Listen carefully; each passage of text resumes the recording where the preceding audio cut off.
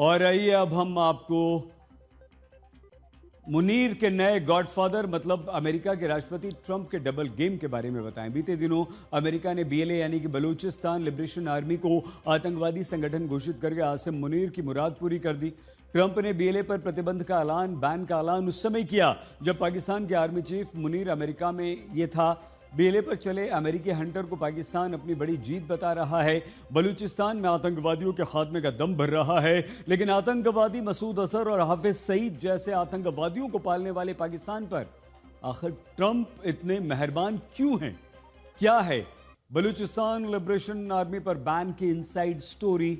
आइए हम आपको बताते हैं।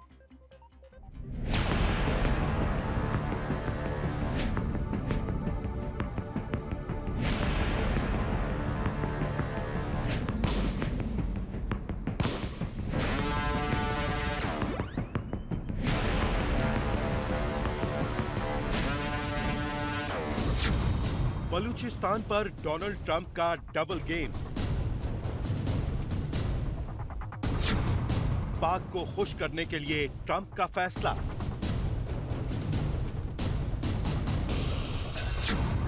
बीएलए को आतंकी संगठन घोषित किया।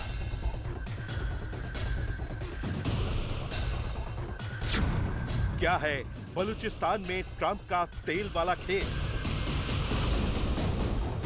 अमेरिका ने बलूच लिबरेशन आर्मी और उसके सहयोगी संगठन मजीद ब्रिगेड को विदेशी आतंकी संगठन घोषित किया है।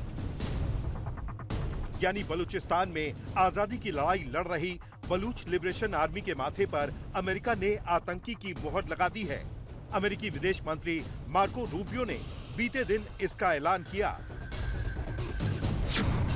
ये कार्रवाई ट्रंप प्रशासन की आतंकवाद से लड़ने की प्रतिबद्धता को दर्शाती है। आतंकवादी संगठन घोषित करना आतंकवाद के खिलाफ हमारी लड़ाई में बड़ी भूमिका निभाता है। ये आतंकी गतिविधियों को मिलने वाले समर्थन को रोकने का एक तरीका है। अमेरिका ने बलूच लिबरेशन आर्मी को उस वक्त आतंकी संगठन घोषित किया जब पाकिस्तान के army chief Asim Munir America दौरे पर हैं। इसमें कोई शक नहीं कि बलूच लिबरेशन आर्मी लंबे वक्त से पाकिस्तानी सेना के लिए सबसे बड़ा सिरदर्द बनी हुई है। पाकिस्तानी सेना बीएलए को आतंकी संगठन बताती आई है, जबकि बीएलए खुद को बलूचिस्तान की आजादी के आंदोलन से जुड़ा संगठन कहता है। अब बीएलए को आतंकी संगठन घोषित करने के पीछे का खेल समझिए। इसे लेकर दो थ्योरी सामने आ रही है। पहली थ्योरी, अगर अमेरिकी फैसले की टाइमिंग को देखें तो चंद दिन पहले अमेरिकी राष्ट्रपति ने पाकिस्तान के साथ तेल की डील का ऐलान किया था। दावा यही किया कि अमेरिका और पाकिस्तान मिलकर तेल खोजेंगे। ये वही तेल है जिसके भंडार बलूचिस्तान में हैं। ऐसे में ट्रंप के प्रोजेक्ट तेल में बीएलए एक बड़ा रोड़ा बन सकती थी। लिहाजा प्रोजेक्ट शुरू होने से पहले ही बीएलए को आतंकी संगठन घोषित किया गया। दूसरी थ्योरी, बीएलए को आतंकी संगठन घोषित करके अमेरिका ने पाकिस्तान को खुश करने की कोशिश की है। कुछ दिन पहले अमेरिका ने पहलगाम आतंकी हमले की जिम्मेदारी लेने वाले आतंकी संगठन टीआरएफ को आतंकी संगठन घोषित किया था। ये वही टीआरएफ है जिसका पाकिस्तान ने खुल्लम खुल्ला समर्थन किया था। हालांकि भारत की मांग पर अमेरिका ने टीआरएफ को आतंकी संगठन घोषित किया और अब पाकिस्तान के रिश्तों को मजबूत करने के लिए बीएलए को आतंकी संगठन घोषित किया गया है, ताकि टीआरएफ पर लगाए गए बैन को बीएलए पर बैन लगाकर बैलेंस किया जा सके। ये बात दुनिया से छिपी नहीं है कि बलूचिस्तान और पीओके में मानवाधिकार हनन के मुद्दों को हिंदुस्तान अंतर्राष्ट्रीय मंचों पर उठाता रहा है। लेकिन भारत ने कभी भी पीओके और बलूचिस्तान में आतंकवाद का समर्थन नहीं किया है, जबकि अपनी घरेलू लड़ाई का ठीकरा पाकिस्तान लगातार भारत पर फोड़ता आया है। दरअसल आतंकवाद पर भारत का स्टैंड एकदम क्लियर है, जबकि भारत के खिलाफ प्रॉक्सी वॉर में पाकिस्तान आतंकी संगठनों का इस्तेमाल करता है। भारत ने कभी भी बीएलए का समर्थन नहीं किया, वहीं पाकिस्तान ने खुल्लम खुल्ला टीआरएफ का समर्थन किया। टीआरएफ को आतंकी संगठन घोषित किए जाने का विरोध किया। वहीं अंतर्राष्ट्रीय आतंकी संगठनों के आका को अपने मुल्क में शरण दे रखी है, फिर चाहे जैश ए मोहम्मद का आका मसूद अजहर हो या फिर लश्कर तैयबा का मुखिया हाफिज सईद। भारत ने पाकिस्तानी सेना के टेरर कनेक्शन को सबूतों के साथ दुनिया के हर मंच पर एक्सपोज किया। अमेरिका को पता है कि वो जिस आसिम मुनीर के साथ दोस्ती बढ़ा रहा है, उसी आसिम मुनीर की सरपरस्ती में पाकिस्तान के अंदर आतंकवाद की फैक्ट्री चल रही है। खुद पेंटागन के पूर्व अफसर इसे ट्रंप प्रशासन का दोहरा चरित्र करार दे रहे हैं। अमेरिका ने बीएलए पर बैन के पीछे जाफर एक्सप्रेस हाईजैक और ग्वादर पोर्ट अथॉरिटी कॉम्प्लेक्स में आत्मघाती हमले का जिम्मेदार माना है।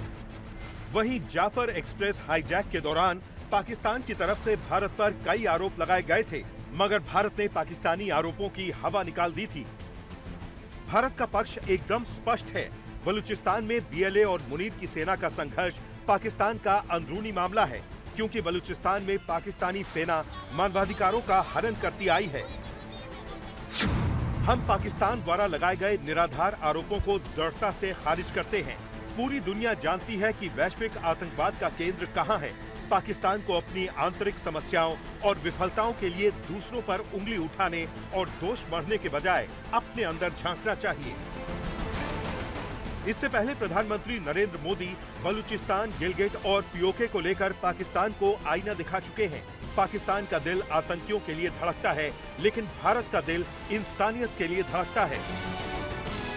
पिछले कुछ दिनों से बलूचिस्तान के लोगों ने, गिलगिट के लोगों ने, पाक ऑक्युपाइड कश्मीर के लोगों ने, वहां के नागरिकों ने जिस प्रकार से मुझे बहुत बहुत धन्यवाद दिया है, जिस प्रकार से मेरा आभार व्यक्त किया है, लेकिन ऐसे दूर सुदूर बैठे हुए लोग हिंदुस्तान के एक प्रधानमंत्री को अभिनंदन करते हैं, उसका आदर करते हैं, तो मेरे 125 करोड़ देशवासियों का आनंद है।